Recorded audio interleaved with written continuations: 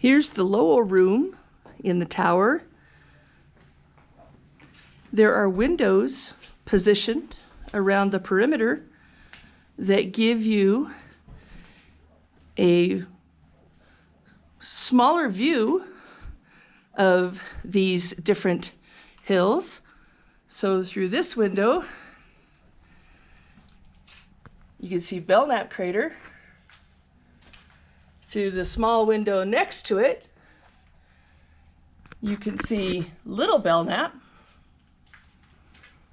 Small window next to that.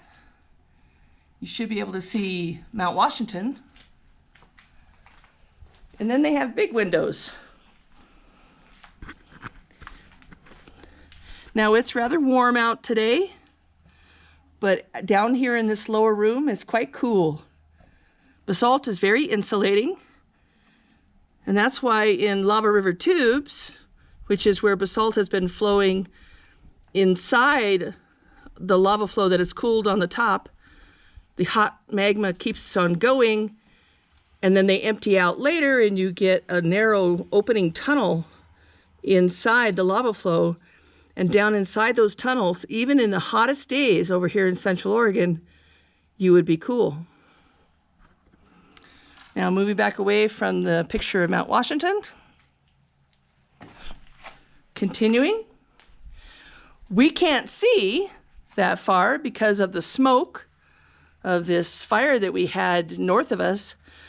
But in the north here, on a clear day, we would be able to see Mount Jefferson and also maybe Mount Hood, which is the volcano that's up near Portland.